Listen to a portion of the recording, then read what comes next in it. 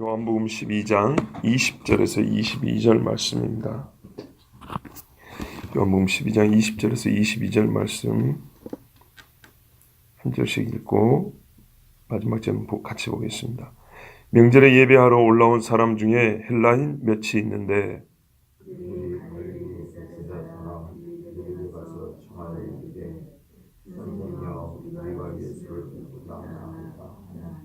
빌립이 안드레에게 가서 말하고 안드레와 빌립이 예수께 가서 여쭈니.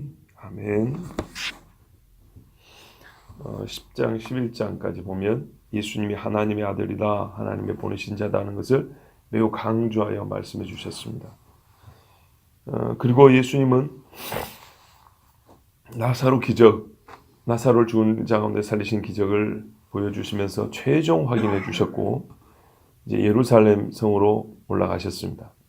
전에도 올라가셨지만 이번에는 정말 죽으러 가신 거죠. 그렇다면 죽으러 가셨다는 말은 이 죽음의 의미 또는 누가 죽는 것인지를 그 어느 때보다도 아주 강하고 확실하게 계시하실 것임이 분명합니다. 바로 어떤 의미에서는 그 계시가 예수님의 입에서부터 나오지 아니하고 하나님께서는 예수님이 누군지를 알아보는 밖의 사람들을 통해서 예수님이 누군지를 먼저 드러내 주시고자 하셨습니다. 첫 번째는 자기 백성이라는 유대인들입니다. 그래서 호산나 다윗의 자손이여 주의 이름으로 오시느니 하고 노래를 불렀습니다. 그들이 제대로 알고 부르지는 않았다 그랬습니다. 그 모름에 있어서 대표적인 건 때를 몰랐다는 것이라 그랬죠. 어쨌건 가야바 대제사장이 자기가 무슨 말 할지도 모르면서도 예수님 죽음에 대해 예언한 것처럼 유대인들은 다윗의 자손 곧 다윗의 왕위를 이어받은 다윗, 그렇죠. 다윗이라 해도 같은 말이죠. 그러니까 자기들의 왕이라고 인정했다 그랬습니다. 종려나무 가지도 그렇고 노래도 그렇고 주는 여호와를 일컫는다 그랬습니다. 그러니까는 우리가 보는 이 사람은 곧 하나님이요 곧 다윗의 왕좌를 가지고 오시는 왕이다 그렇게 본다 그랬습니다. 첫 번째로 들어간 게 뭐냐면 왕입니다. 그리고 이제 대제사장들에게 예수님이 신문을 당하면서 확인되는 것은 바로 유월절 양이라고 그랬습니다. 양은 대제사장에게 흠결이 없다는 확인을 받는다고 그랬죠. 그리고 우리의 중보자로 죽으니까 결국 뭡니까? 제사장의 역할을 하면서 예수님 죽습니다.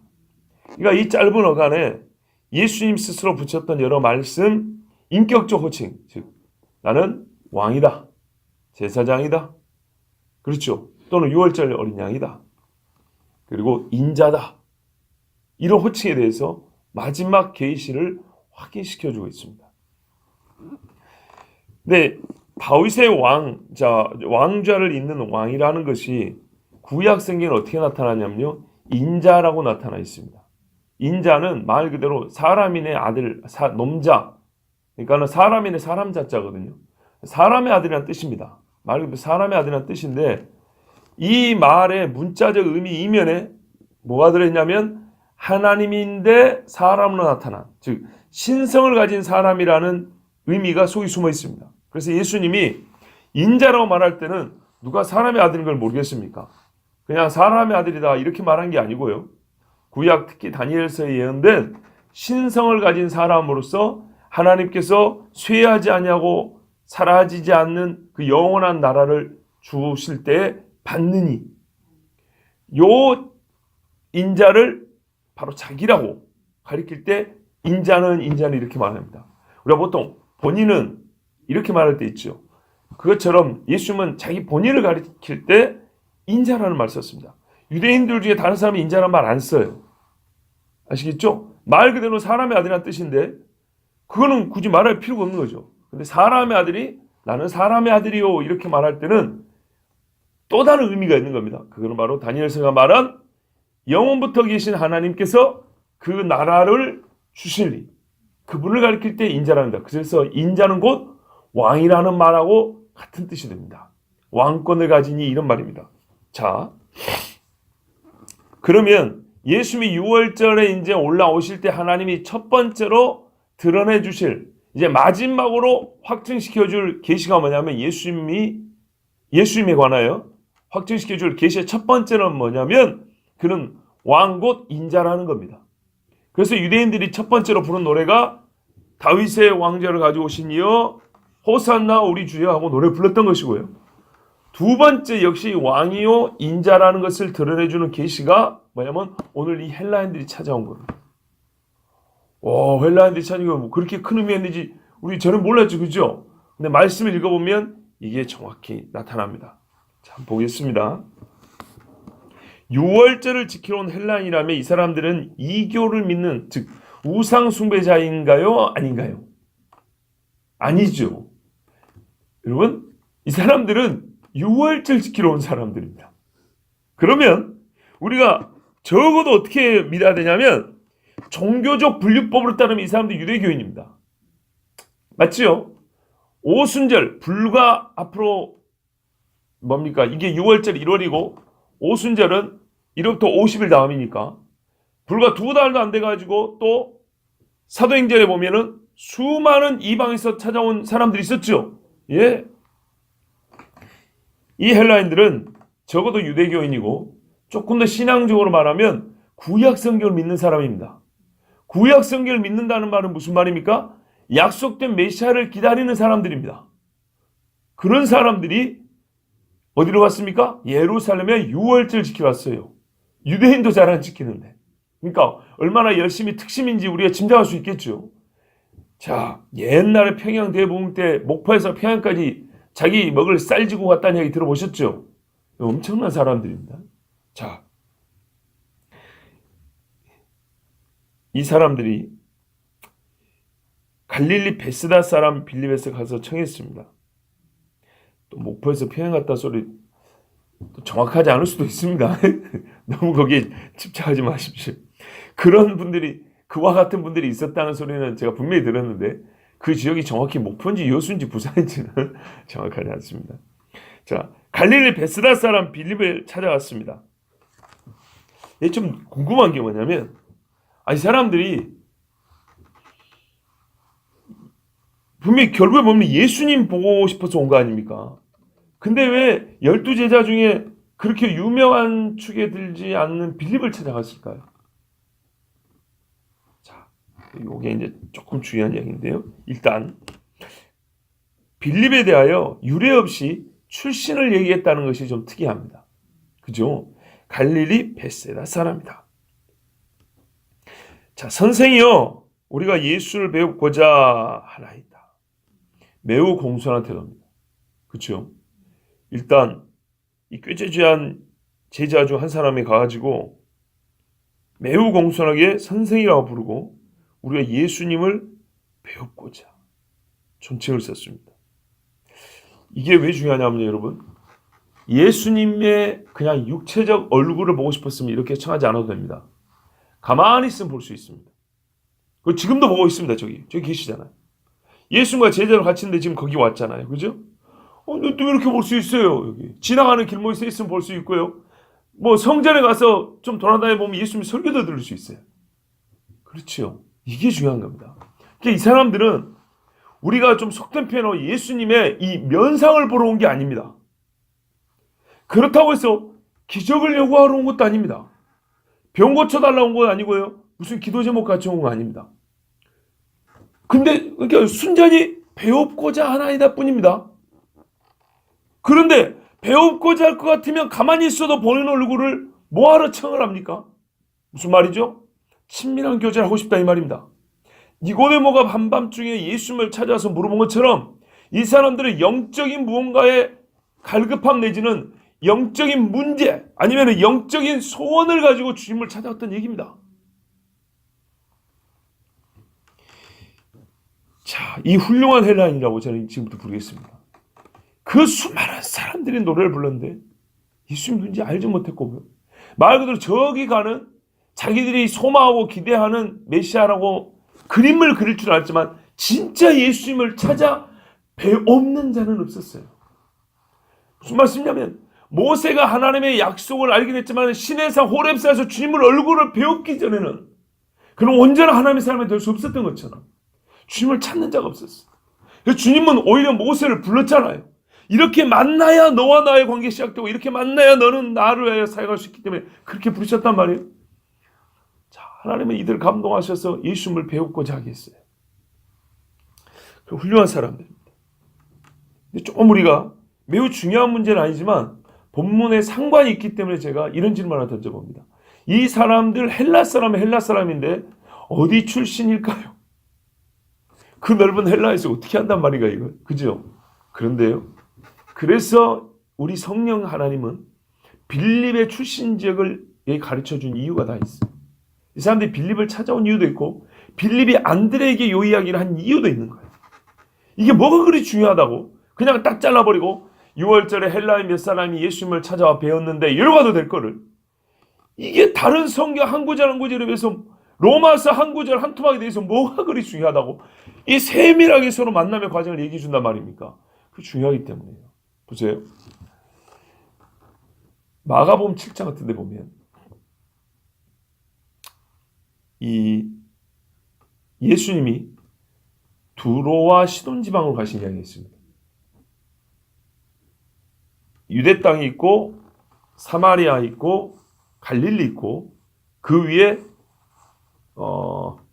두로 그 위에 시돈입니다. 이 시돈이 옛날에 이세벨이 시집왔던 동네입니다. 여기까지 올라왔습니다. 예수님. 여기까지 올랐는데 거기 시돈 지방에 수로보니게 여인이 있죠. 자기 딸이 귀신 들려 죽게 되었습니다. 이 여인이 있었어요. 그래서 고쳐달라니까 예수님이 이런 말씀했어요. 자녀들의 떡을 취하여 개들에게 던짐이 마땅치 아니하다. 이 시돈 동네 사람들한테 맞아 죽을 소리죠.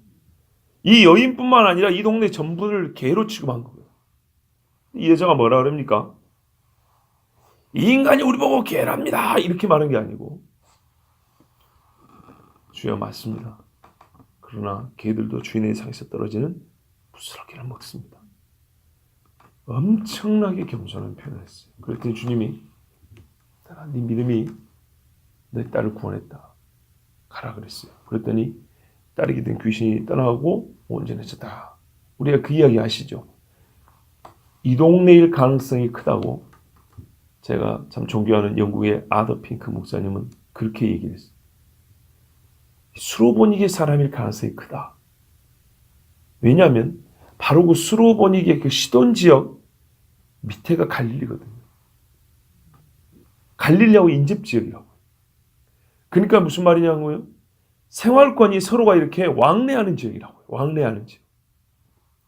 그러니까 이 사람들이 갈릴리하고 인접한 곳이기 때문에 또 수로보니게 여인의 기적도 그 동네에서 있었기 때문에 이 사람들이 먼저 찾아온 사람이 그 지역 가까운 출신인 빌립이지 않았겠냐 이런 말이죠.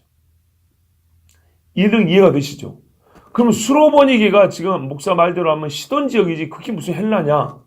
성경 보세요. 마가복음 7장 26절에 뭐라고 하냐면 그 발 아래 엎드린 그 여자를 이렇게 표현합니다. 그 여자는 헬라인이요. 수로보니게 족속이라. 보세요. 그러니까는 그 지역에 시돈 지역 수로보니게 지역에 헬라인들이 살았다는 말이에요. 같이. 이해가 되시죠? 그러니까는 멀리서 온 헬라인들 같으면은 언어도 통하기 어려웠을 것이고 그 제자들 그 중에 물론 우연히 빌립에 잡힐 수도 있지만 빌립의 그 다음 행동을 보면은 이게 일리가 있는 게 뭐냐면 안드레도 같은 갈릴리 사람이에요. 그렇기 때문에 물론 다른 제자도 갈릴리 출신이 있지만은 빌립에게 먼저 가서 이들이 얘기했던 것은 인접 지역이면서 그 전에 혹이라도 빌립을 가까이서 본 적이 있었을 가능성이 있습니다. 왜 그러냐? 여러분, 빌립의 성품은요, 예수님의 제자 중 누구보다 전도 열정이 큰 사람입니다. 요한복음 1장에 보면 예수님을 처음 따르던 제자 중에 한 사람이 빌립입니다. 가장 초창기 제자입니다. 그러면 이 가장 초창기 제자인 빌립이 예수님을 만나자마자 한 게 뭡니까? 나다나엘을 찾아 전도한 겁니다. 나다나엘을 찾아 뭐라고 말했냐면 모세가 율법에 기록하였고 아주 성경적이죠. 또 여러 선지자가 기록한 그때는 우리가 분명히 알지만 요한복음 2장의 가나 혼인잔치 전까지는 예수님이 기적을 행한 적이 없다는 것이었습니다. 우리가 요번 처음에 강의할 때 시작에 이게 정말 중요했거든요. 순전히 예수님이요 자기를 드러낸 일이 거의 없었어요. 요한의 증언만 듣고 예수님을 거의 만난 사람들이었어요. 예수님이 설교를 많이 한 것도 아니고 기적을 행하지도 않았어요. 그런데도 불구하고 세례 요한의 증언을 듣고 와서 믿었으니 요한의 말이 맞다 그랬어요. 나를 인하여 예수를 믿게 하려 합니다라는 것이 실제로 성취됐다 그랬어요. 그 중에 한 사람이 빌립이란 말이에요. 근데 이 빌립이 나다나엘을 찾아서 바로 그 일을 우리가 만났으니 요셉의 아들 나사렛 예수니라. 나사렛에서 무슨 선한 것이 날 수 있냐라고 나다나엘이 비웃었단 말이에요. 처음에. 그 정도로 어려운데 말하자면 유대인들에서 가장 거리끼를 만들면 골랐었어요. 빌립이. 근데 왜냐? 이게 진짜 예수님을 증거하는 말이고요. 진짜 예수를 믿는다면 이 거리끼는 말들이 어떻게 해요? 이게 통과가 돼야 되거든요. 나사렛에서 이게 통과가 돼야 되는 거예요. 무슨 말인지 이해되시죠? 예. 그것도 요셉, 목수의 아들, 이게 통과가 돼야 되는 거예요. 그래야 예수님을 진짜로 구원자 메시아로 믿을 수 있는 거죠. 그러니까 나다나엘이 그 경건한 무화과나무 아래에서 기도했던 나다나엘도 이게 통과가 안 돼요. 초창기에. 자, 어쨌건 빌립은요. 이렇게 전도 열정이 강한 사람이었어요. 그렇다면 제자들이 12명이 지나가지만 좀 표현이 그렇지만 몇 번 보다 보면 제자들 12명의 성품이나 기질이나 능력이나 은사는 이게 보이지 않겠습니까? 유다 같은 인간은 아무리 별로 은혜가 안 됐을 것 같고요. 베드로나 요한은 참 은혜가 뭐 전반적으로 됐을 것 같고요. 빌립을 봤을 때 이 사람은 누구든지 평상시에도 사람들을 막 죽게로 끌어다가 막 데리고 오려는 뭔가 이런 게 좀 유별났을 가능성이 크다 이 말입니다. 초창기에 그랬으니까. 자, 그리고 안드레도 마찬가지죠. 안드레가 자기 형 처음에 얼마나 불신의 영이 강한지요. 베드로가. 그죠? 베드로에게 동생 안드레가 몇 번 전도를 했어요.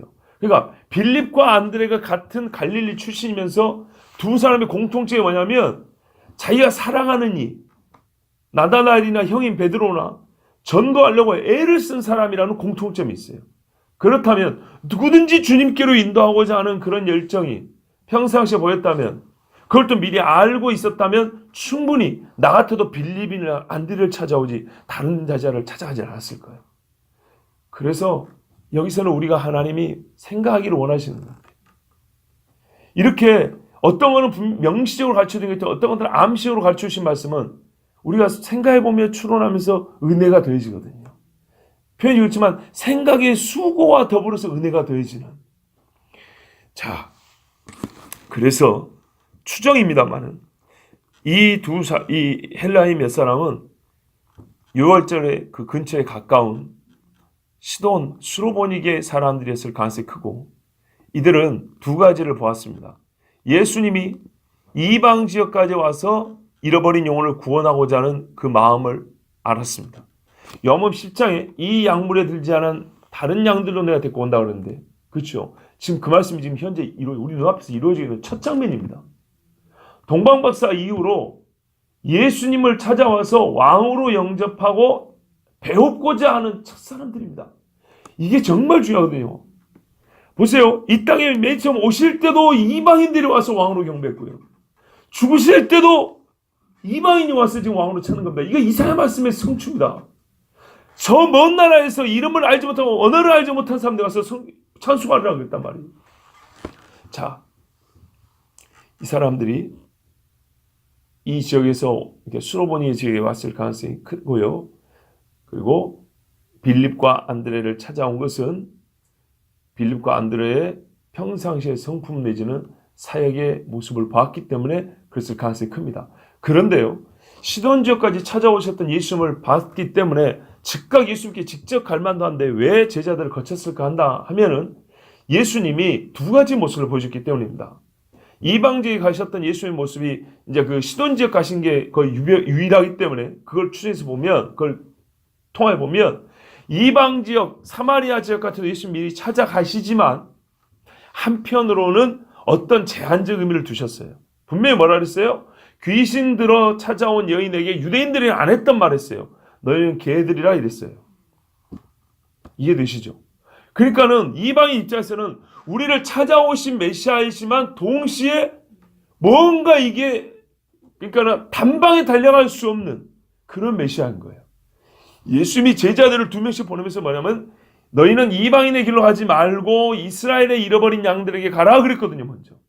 이게 제자들이 사용하는 뭐냐면 기조였어, 기조. 그러니까 빌립도 단방에 이 사람들이 왔을 때 반갑다고 유대인들 전도하듯이 그렇게 못하고 예수님께 단방에 못 데려간 거예요. 그래서 본인과 비슷한 어떤 사역의 패턴과 영적인 성향을 가진 안드레에게 얘기합니다. 안드레, 우리 저번에 가까운 여기 헬라 사람들 왔는데 어떻게 해야 되지?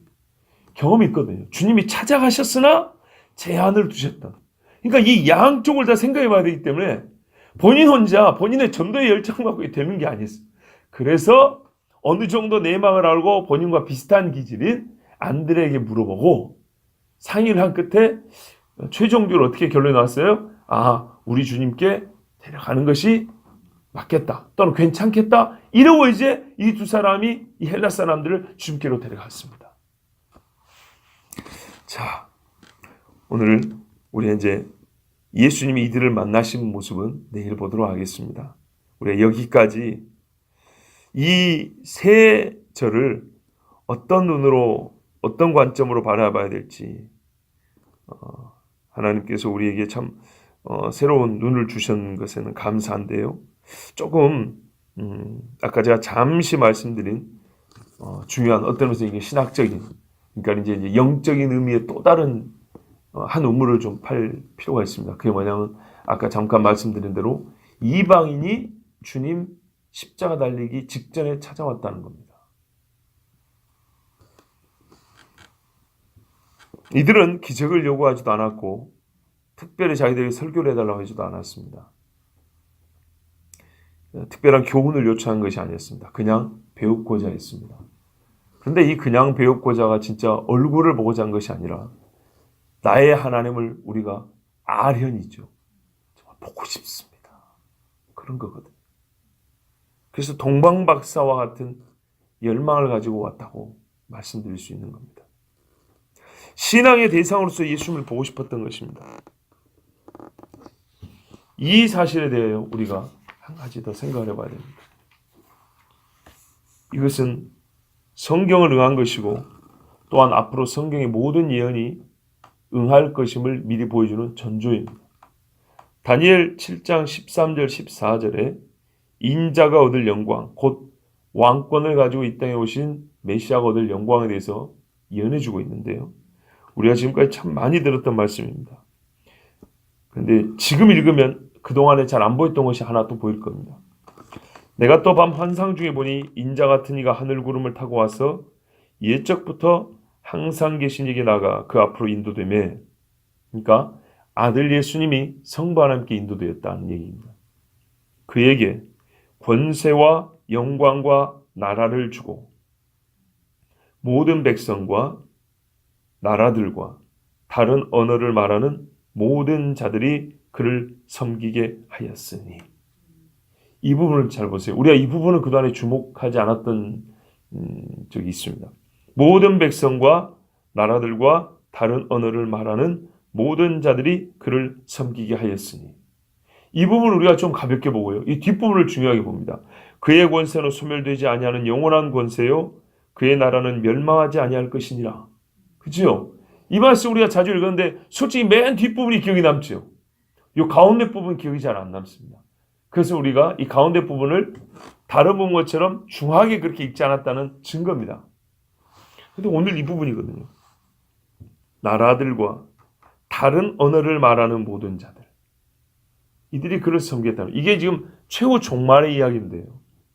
지금 이미 우리 성경에서는 얘네 선취라고 합니다. 성취가 아니고 선취. 미리 그 일부를 취하여 보여주는 겁니다. 뭐라 했으면 예수님이 하나님 나라에서 포도나무에 싼 것을 우리가 함께 먹을 때까지는 다시 먹지 않는다 그랬잖아요. 그럼 이 땅에서 먹은 게 원형이고 본체일까요? 하늘에서 주님 다시 만나서 먹는 게 그게 진짜일까요? 그렇죠? 주님 다시 만나서 먹는 게 그게 뭐랄까요? 가장 중요한 원형이지요. 우리가 먹은 선취라 그럽니다. 미리 맛본다 그럽니다. 그러니까 이 땅에서 병든 사람을 고쳐준 거 이거는요 다시 병들어 죽어요. 죽은 자 살려줘도 다시 죽어요. 그러나 영원히 온전한 몸을 입고 부활한 몸으로 주님과 살 그 일에 대한 선취라고요. 그래서 미리 맛보는 것은요 아무리 잘해도 부분적인 거예요. 자, 이제 모든 나라와 모든 백성들이 다른 언어를 이게 유대인 기준입니다. 히브리어가 아닌 우리 한국 사람도 다른 언어를 말하는 사람들이 히브리어로 기록된 예수를 결국에는 다 알게 되고 언어를 뛰어넘어서 예수를 나의 메시아여 주님으로 믿게 왕으로 섬기게 되는 그날이 온다라고 분명히 말씀하고 있습니다. 근데 그것을 정말 하나님은 정확하게도 정확 또는 적확이라고 그러죠. 예수님이 이 땅에 태어났을 때 말하면 유대인의 왕으로 나시냐 어떻게 보면 왕이라고 말하고 이방인들이 찾아왔고요. 지금 예수님 못 박을 때는 유대인의 왕 나사렛 예수 이렇게 못 박는데 이방인들이 찾아왔어. 이해되시죠? 이 말씀은 그겁니다. 예수님은 우리에게 메시아로 받아들여져야 합니다. 메시아로 받아들여져야 구원을 받습니다. 근데 그 메시아로 받아들이는 예수님을 최종적으로 우리는 어떻게 섬기냐면 왕으로 섬깁니다. 그 최종적으로 왕으로 섬길 때는 예수를 메시아로 믿는 모든 유대인과 이방인들이 다 함께 그리스도를 왕으로 섬긴다는 겁니다. 그거를 지금 예수님의 탄생과 죽음을 통하여 보여주고 있습니다. 탄생, 죽음, 재림. 예수님이 우리에게 나타난 중요한 국면에는 항상 이방인들을 통하여 그들 일부지만 모든 나라 모든 백성이 다 예수님을 주와 그리스도와 왕으로 섬길 것을 이렇게 보여주고 있는 겁니다. 그래서 하나님은 지금 이참에 이 헬라 사람들을 통하여 하나님의 말씀이 성취되었고 또 앞으로 성취될 것을 보여주고 있습니다. 아까도 말씀드린 대로 인자는 왕의 권세를 가진 사람을 가리킵니다. 그냥 사람이 아니라 신적 권위를 가진 신인간입니다. 이 인자라는 말은 그래서 은닉성과 계시성을 가집니다. 계시성. 은닉은 숨긴다는 거고요. 계시는 드러낸다는 거죠. 인자는 숨기는 의미가 있습니다. 왜요? 그냥 사람이라 그랬잖아요. 그런데요, 숨겼기 때문에 그게 밝혀지면 훨씬 더 강한 계시성을 가집니다. 그냥 사람이 아니라 하나님의 아들이었구나. 이렇게 되는 거죠. 헬라인은 그리스도를 보고자 하지 않았고 배웁고자 하였습니다. 그리스도로 사람이신 하나님을 배웁고자 하였습니다. 지금 성경은 이방인이 주를 배웁고자 한 일로부터 예수님께서 진정 다윗의 왕좌에 앉으실 인자이심을 가르쳐주고 있습니다. 바리새인들이 분노하여 한 말, 온 세상이 저를 따른도다. 이거는 분노하여 한 말이지만 그들이 무슨 말인지는 모르지만 성령은 역시 그 말을 사용하셔서 맞다.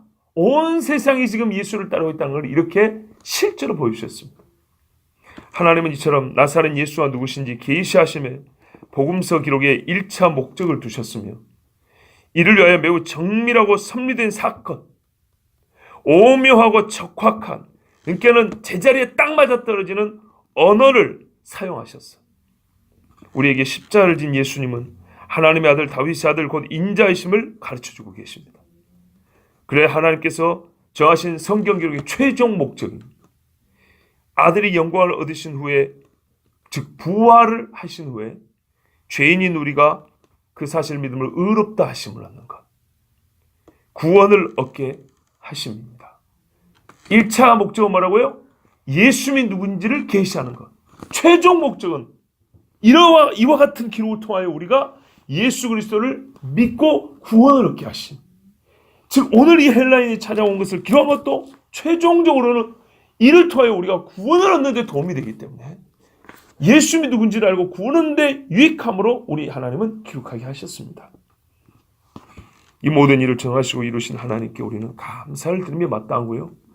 이 헬라인들 같은 이방인 우리가 오늘도 해야 할 일이 있다면 우리는 비록 이미 주님을 만난 자들이지만 늘 우리가 사는 동안에 이 땅에서 주님 배우기를 갈망하는 삶, 주님 만나기를 원하는 그런 기도의 간구를 가지고 살아야 할 줄을 믿습니다.